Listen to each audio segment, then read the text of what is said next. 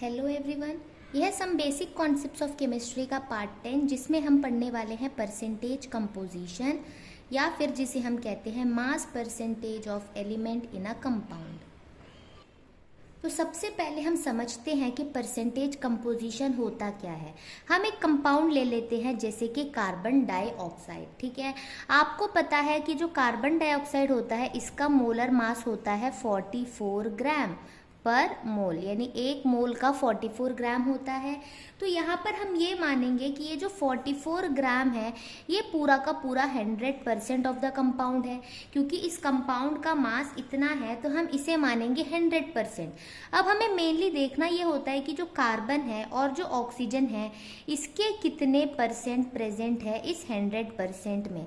इस पूरे कंपाउंड में कार्बन कितने परसेंट है और ऑक्सीजन कितने परसेंट है वो हम देखेंगे मास के अकॉर्डिंग, यानी इसका मास कैसे होगा।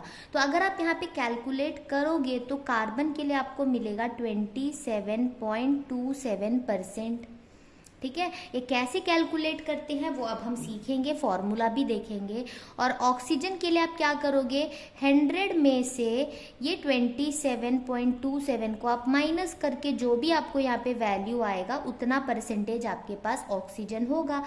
क्योंकि आपको पता है कि यहाँ पे दो ही कंपाउंड है, अगर पूरा का पूरा वो 100% है उसका मास, तो कार्बन का जितना भी होगा और ऑक्सीजन का जितना भी होगा दोनों को मिलाकर आपको 100 मिलना चाहिए।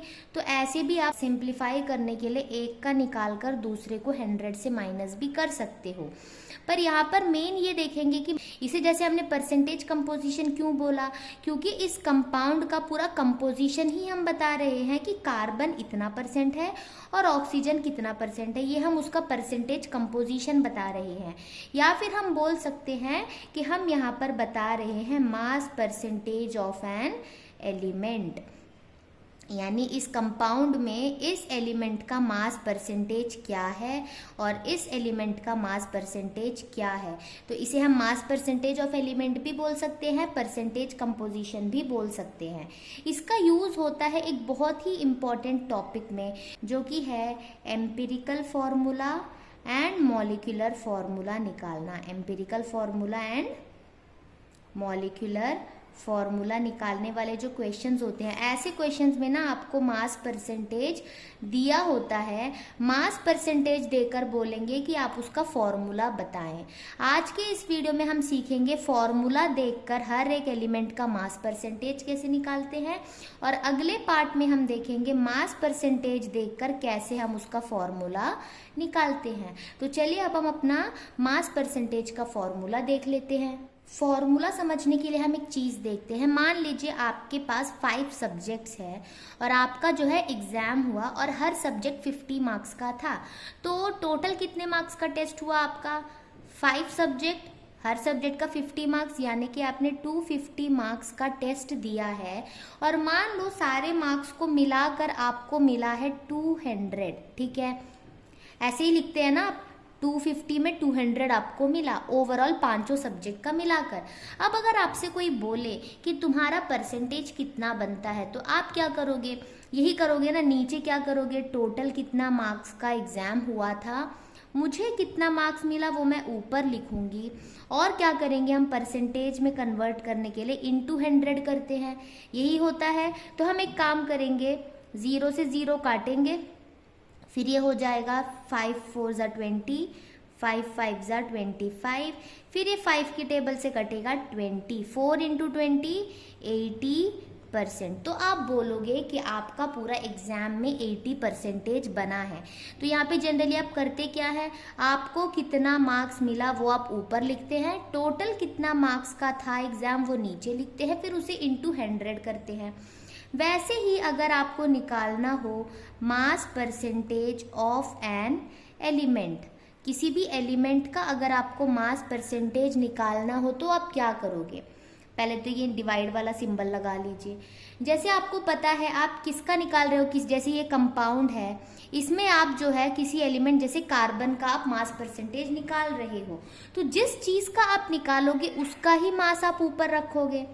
जैसे आप अपना परसेंटेज निकालते हो तो आपको कितना मार्क्स ऑब्टेन हुआ है वो आप ऊपर रखते हो, तो यहाँ पर जिस भी एलिमेंट का आप मास परसेंटेज निकालना चाहते हो उसका मास आप ऊपर रखोगे। Mass of that element in the compound, ठीक है, that element in the compound आप ये लोगे न्यूमरेटर में, ठीक है। और डिनोमिनेटर में जैसे मैंने बताया टोटल मार्क्स आप लेते हैं, तो यहाँ पे टोटल का मतलब होगा पूरे मॉलिक्यूल का या पूरे कंपाउंड का मास, यानी कि हम नीचे लेंगे मोलर मास ऑफ कंपाउंड, ये समझ में आया। नीचे हम लेंगे उस कंपाउंड का पूरा मास और ऊपर हम उस एलिमेंट का मास लेंगे जिसका हमें परसेंटेज निकालना है। फिर इस पूरे को हम क्या करेंगे, इनटू 100 करेंगे, ठीक है ना, यानी ये 100 न्यूमरेटर में ही आएगा, ठीक है ना। तो ये है हमारा फॉर्मूला, यानी मास परसेंटेज ऑफ एलिमेंट कैसे निकालेंगे, mass of that element in the compound divided by molar mass of compound into 100। जैसे मैंने आपको बताया था कार्बन के लिए कितना था 27.27%, वो आया कैसे होगा, जैसे इस कंपाउंड में एक कार्बन है और एक कार्बन का होता है 12 एंड कार्बन डाइऑक्साइड का मोलर मास होता है 44 इंटू 100। फिर जब आप इसे पूरा का पूरा सॉल्व करेंगे तो आपको यही मिलने वाला है। इस तरह से हम मास परसेंटेज निकालते हैं। तो हम एक दो क्वेश्चन यहाँ पर देखेंगे, उसके बाद इस वीडियो को हम एंड करेंगे। सबसे पहला कंपाउंड हम लेते हैं वाटर, ठीक है।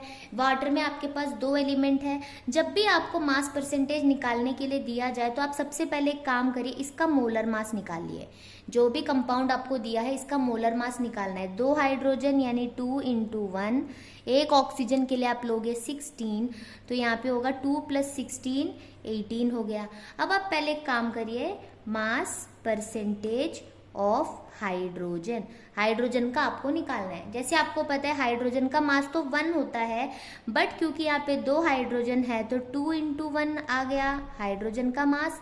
मोलर मास ऑफ कंपाउंड 18 है इंटू 100, तो आप क्या कर सकते हो, 2 1 = 2 होता है, तो ये हो गया 2 इंटू 100 बाय 18। 2 से आप इसे काट सकते हो, तो ये हो गया 100 डिवाइडेड बाय 9। अब डिवाइड करोगे तो आपको मिलेगा 11.11%, ठीक है। अब उसके बाद आपका अगला काम है मास परसेंटेज ऑफ ऑक्सीजन निकालना।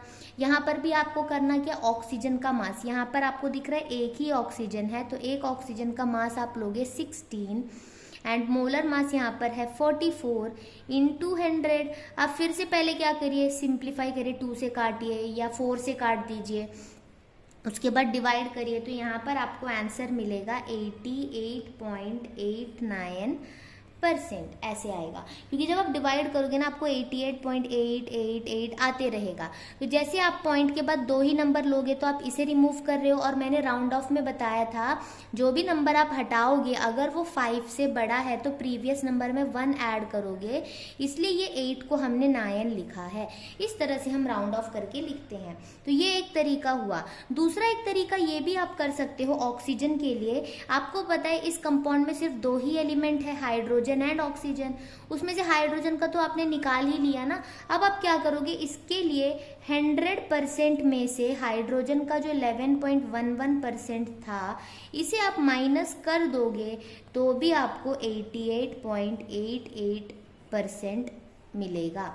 8 नहीं, सॉरी, यहाँ पे 9 आएगा, ठीक है ना। ऐसे आप यहाँ पर निकाल सकते हो। अगला कंपाउंड हम ले लेते हैं इथेनॉल, जो कि है C2H5OH, ठीक है। यहाँ पर ऐसे लेंगे और जब हम इसका मोलर मास निकालेंगे ना, आप एक काम करिए, जैसे आप कार्बन का देखिए, कार्बन कितने हैं, 2 कार्बन है तो 2 इंटू 12 क्या होगा 24। हाइड्रोजन आपके पास कितने हैं, 5 + 1 6, 6 हाइड्रोजन है और एक हाइड्रोजन का 1 होता है तो इसका हो गया 6। और ऑक्सीजन आपके पास एक है और एक ऑक्सीजन का 16 होता है तो ये हो गया 16। तो यहाँ से ऐसे करने से आपको फ़ायदा ये होगा कि आपको पता है कि इस कंपाउंड में कार्बन 24 ग्राम्स है, हाइड्रोजन का 6, ऑक्सीजन का 16। अब मोलर मास आप कैसे निकालोगे, C2H5OH के लिए सबको ऐड करोगे, ऐड करने पर ये होगा 16, 1 कैरी 4 3 4 46, ये हो गया। इतना हो जाने के बाद आप सबसे पहले क्या करिए, मास परसेंटेज ऑफ कार्बन निकालिए।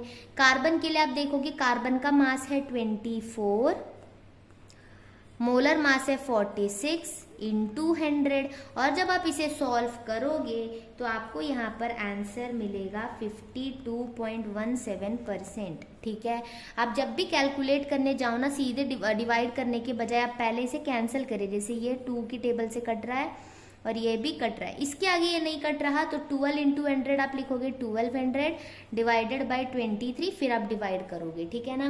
कभी भी ये चीज़ ध्यान देना कि आप ना पॉइंट के बाद 3 नंबर निकालना, और उसके बाद जब आप तीसरा नंबर को हटाओगे तो आप राउंड ऑफ करके 2 नंबर को लेना। और राउंड ऑफ वाला अगर आपने नहीं देखा है तो वो वाला वीडियो भी आप देख लीजिए, क्योंकि वो सिर्फ केमिस्ट्री के लिए नहीं, जहाँ पे भी आपका कैलकुलेशंस आता है वहाँ पर आप यूज़ कर सकते हैं राउंड ऑफ, तो वो बहुत इंपॉर्टेंट होता है, वो भी देख लीजिएगा। और जितने भी प्रीवियस वीडियोस है उसका लिंक आपको डिस्क्रिप्शन में मिल जाएगा, आप वो टॉपिक्स भी देख सकते हैं। अब अगला हम देखेंगे मास परसेंटेज ऑफ हाइड्रोजन। अगर मुझे निकालना है हाइड्रोजन का मास कितना है 6। ऐसे कर लेने से क्या होगा पता है, आपको दोबारा फॉर्मूला नहीं देखना होगा, इस तरीके से करिए, आपको आंसर बिल्कुल करेक्ट मिलेगा। ठीक है, अब हो गया 6। ओवरऑल इसका जो मोलर मास है 46 इंटू 100, अगर इसे आप सॉल्व करोगे तो आपको मिलेगा 13.04%। और अगला आपका है mass percentage of oxygen. Oxygen का मास है 16, मोलर मास है 46 इंटू 100, और इसका आंसर आपको मिलेगा 34.78%। इतना हो जाने के बाद अगर आपको चेक करना हो कि आपका आंसर सही है या गलत, तो आप क्या करोगे, इन तीनों परसेंटेजेस को आपस में ऐड करोगे। अगर ये 100 आया, या फिर 99.99 आया, या 100.01 आया, कुछ इस तरह से जो कि 100 के बहुत करीब है, तो आप बोल सकते हो कि आपकी कैलकुलेशन बिल्कुल करेक्ट हुई है। अगर सबको ऐड करने पर 100 से कम या 100 से ज़्यादा आ रहा है, इसका मतलब आपने किसी एक की परसेंटेज गलत निकाली है, तो आपको उसे करेक्ट करना होगा। ठीक है, अगला हम लेते हैं सोडियम सल्फेट। यहाँ पर हम लेंगे सोडियम सल्फेट, जिसका फॉर्मूला है Na2SO4। ठीक है, इसके वेरियस सब्सटेंसेस का हमें निकालना है। जैसे हमें पता है यहाँ पर हमारे पास सोडियम है, सल्फर है एंड ऑक्सीजन है। तो हम पहले सोडियम के लिए देखते हैं। हमारे पास 2 सोडियम है, तो 2 इंटू 23 यानी कि 46। सल्फर हमारे पास 1 है और 1 सल्फर का 32 होता है, तो इसका मास हो गया 32। ऑक्सीजन हमारे पास 4 है और 1 ऑक्सीजन का 16 होता है, तो यहाँ पर हमारे पास होगा 64। तो अगर हम इन सबको ऐड करें तो हमें मिलेगा यहाँ पे 12 1 कैरी 142। तो ये हो गया आपका 142 इसका मोलर मास। ठीक है, ये हो गया Na2SO4 का मोलर मास। इतना हो जाने के बाद आप सबसे पहले क्या करोगे, मास परसेंट ऑफ सोडियम निकालोगे। तो सोडियम के लिए आपका मास है 46, मोलर मास है 142 इंटू 100, और अगर आप इसे डिवाइड करोगे तो आपको मिलेगा 32.39%। ठीक है, आप डिवाइड करके देख सकते हो। आपको बिल्कुल शॉर्टकट नहीं करना है, क्योंकि जब आप सॉल्व करते हो, जब आप प्रैक्टिस करते हो, तो जब आप डिवाइड वगैरह करके देखते हो खुद से अपने हाथों से, तो आपकी डिवीजन भी जो है थोड़ी फास्ट हो जाती है। क्योंकि एग्जाम्स में आपको कोई कैलकुलेटर तो मिलेगा नहीं, भले आप पढ़ने के लिए क्या करो कैलकुलेटर यूज़ कर लो, बट वो आपको एग्जाम में नुकसान ज़रूर देगा। तो कोशिश करो कि भले ही आपके पास कैलकुलेटर हो या फ़ोन हो, आप कैलकुलेशंस प्योरली अपने हाथों से करें।